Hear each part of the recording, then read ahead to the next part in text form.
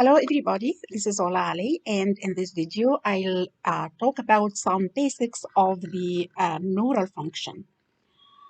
So the nervous system is classified from the anatomical point of view into central nervous system, which is basically the brain and spinal cord, and peripheral nervous system, which is anything else. From the functional point of view, we classify the nervous system into sensory division and motor division. The sensation can be somatic sensation that comes from outside of the body, like from your skin, or it can be visceral sensation if it comes from an internal organs. Like, for example, after a heavy meal, you feel that your stomach is full. This is a visceral sensation.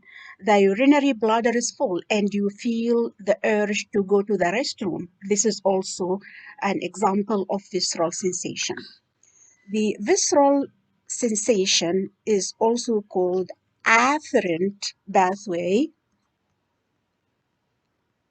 and here the signal arrives from the peripheral nervous system to the central nervous system to be processed.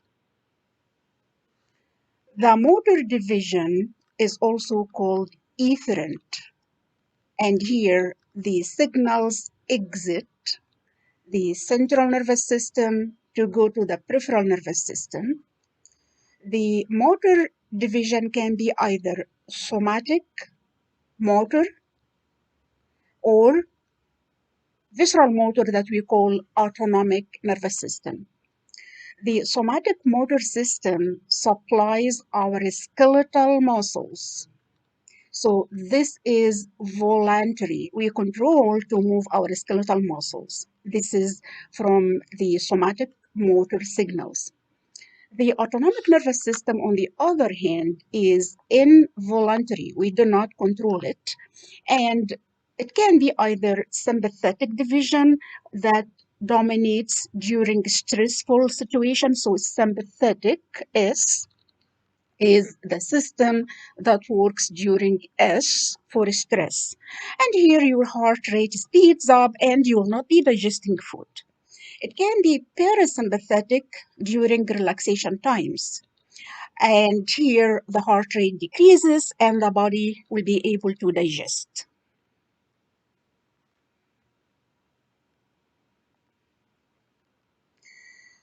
Our nervous system has two types of cells, the neurons, and they are the functional unit of the nervous system. So they are responsible for conducting the electrical signals. And neuroglial cells. Neuroglial cells do not conduct the electrical signals. They are only supporting cells for the neurons. Examples of the neuroglial cells are astrocytes, oligodendrocytes, and Schwann cells.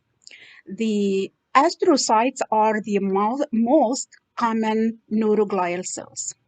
They are actually the most common nervous cells in the central nervous system. The neurons communicate with one another by the release of the neurotransmitters. So the neurotransmitters are released from a neuron by exocytosis and they communicate with the other neuron.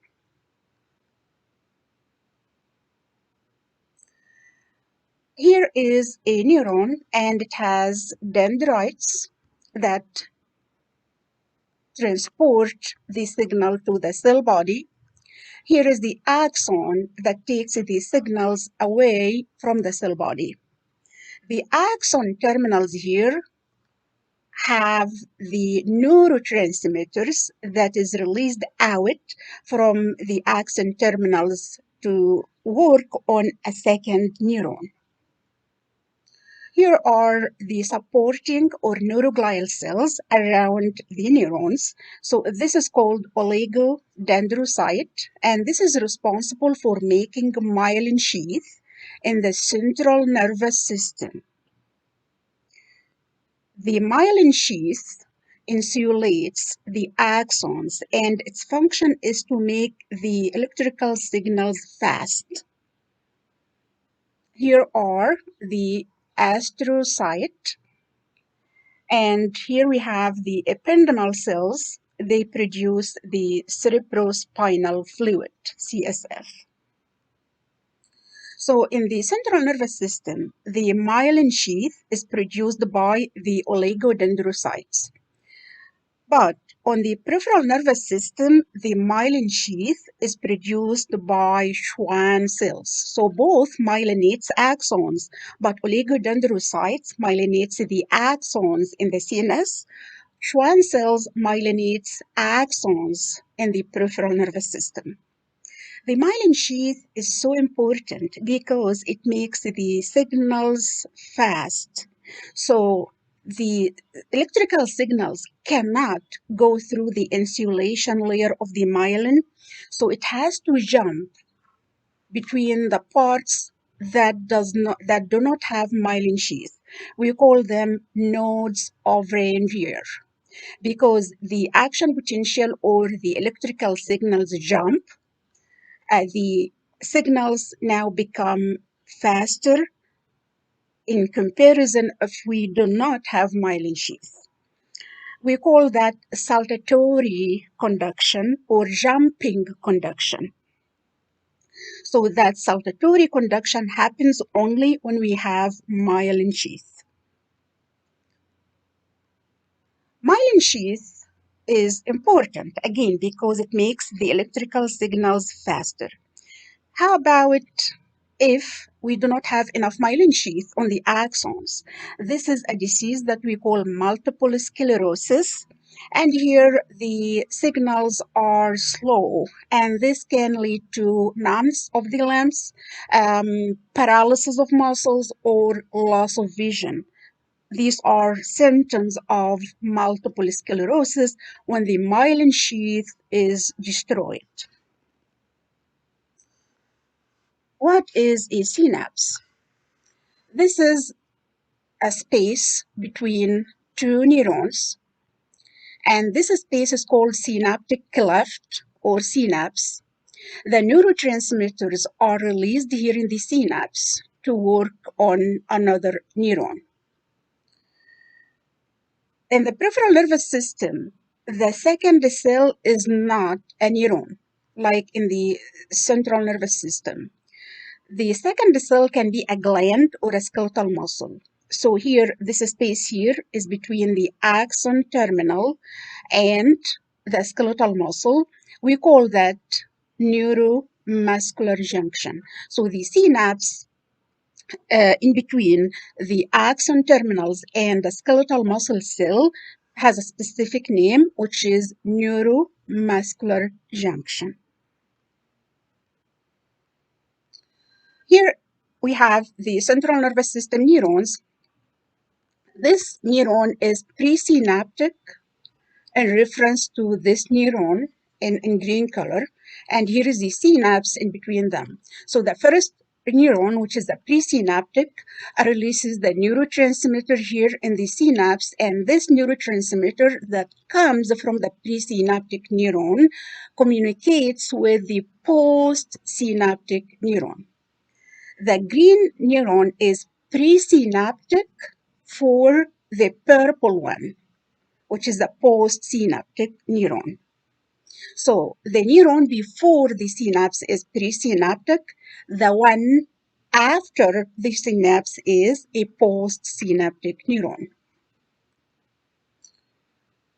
Neurons communicate through the release of neurotransmitters. So when the action potential goes at the terminals of the axons, remember that the axon terminals have neurotransmitters. Okay, so when the action potential goes along the terminal part of the axon, this stimulates opening of voltage-gated calcium channels. Calcium now goes inside the axon terminals. When calcium goes in, the neurotransmitters exit here in the synapse by the process of exocytosis.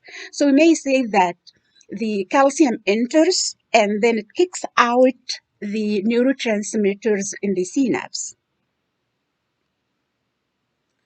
Our neurons can be sensory neurons, and they conduct the signals from the peripheral nervous system to the central nervous system.